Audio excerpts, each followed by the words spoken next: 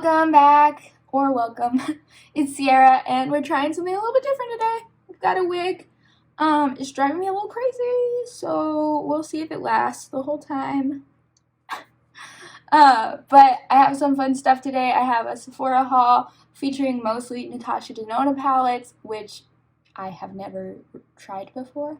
So we're going to talk about that, and if that sounds fun to you as well, just stick around and we'll talk about it. Okay, so this all started because I had a coupon code for a sample size of a Rare Beauty blush, and my friend just got some Rare Beauty blushes and she was loving them, so I was like, I need to try it, and some chaos ensued. I went a little overboard, perhaps. I only needed to spend like $25 for the blush, and I think I spent like over $100. But that's okay. It was fun. I don't regret any of it. So first, really quick, just to show you, this is the tiny little Rare Beauty blush sample. I have it on right now. I did the like TikTok across the nose. I mean, I've always done blush across the nose, but I just like focused it on that kind of sunburnt area. And this is Little Baby. It is in, I think it was called Grace. And I thought it might look too dark when I was looking online, but it's actually a really nice color. A little less purple than I thought it would be, but I'm a fan. And it was really, really easy to use. Maybe because the applicator is so small, I felt like I had a little more control, but a little goes a long way. And I even use my fingers. Sometimes I feel like cream blushes are a little finicky and it's hard to use your fingers, but this blended out no problem. It's staying on. I like it a lot so far. I did put some freckles on top of it, and yeah, that is my 2 cents about this Rare Beauty sample. I also think because it's so small, I'll probably actually use it up, which, if you know me, I don't tend to do often.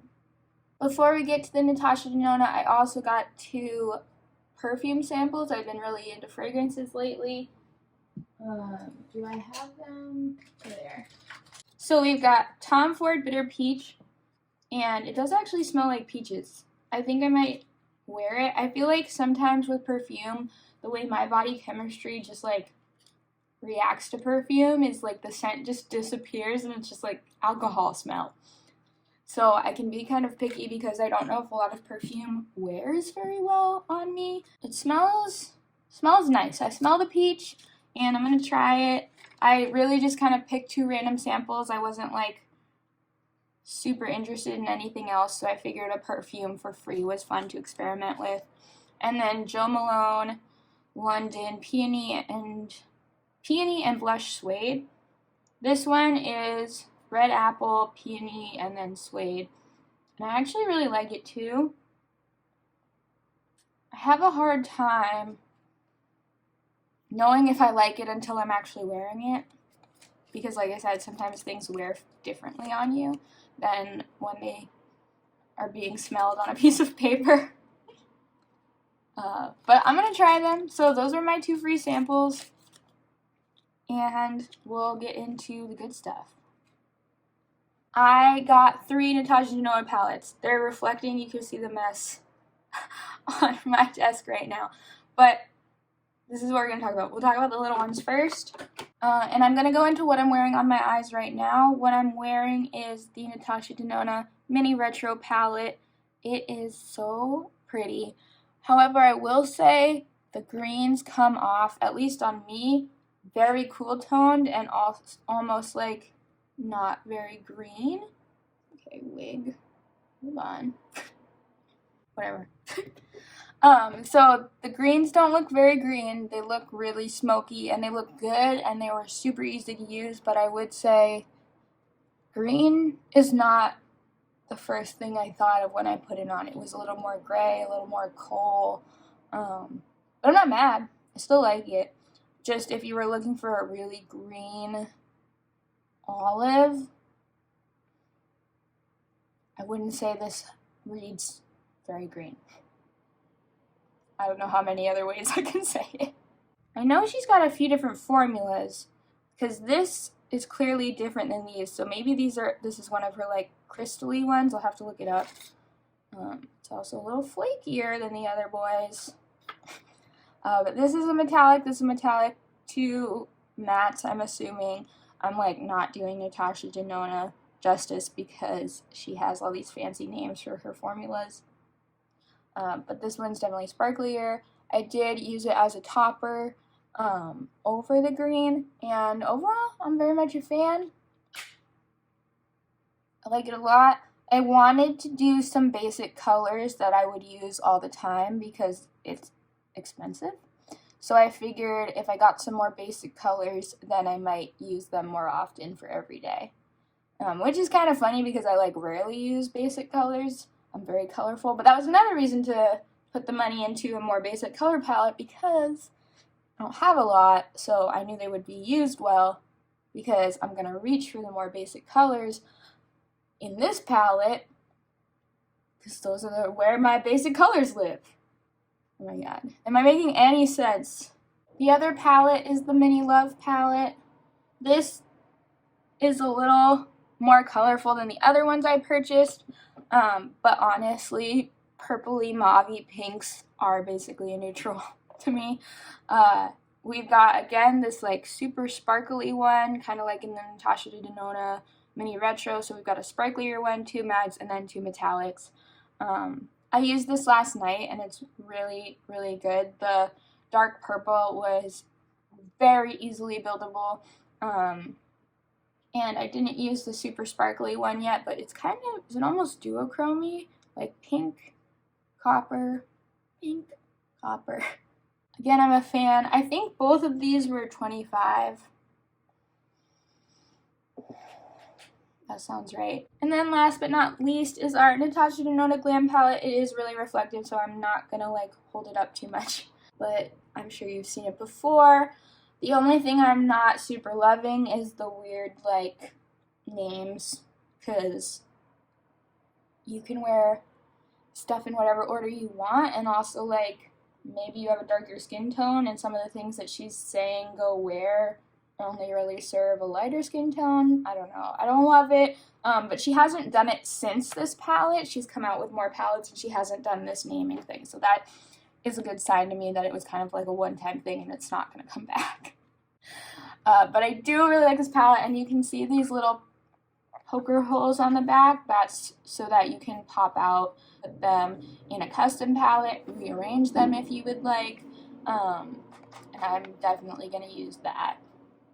I haven't used this too much yet, but this is just a haul. It's not really a review. So maybe I'll do a review later on after I've used it pretty thoroughly, if that sounds interesting to you. I can try that. Again, okay, there we go. Now it's not reflecting. This middle one right here is like a fancy crystal shade. I actually put that on my inner corner. It's really, really pretty. And then everything else I think is metallics or creamy mattes. So overall, I'm really happy with my purchase. I'm really excited to try this palette more. It is so like luxe and heavy.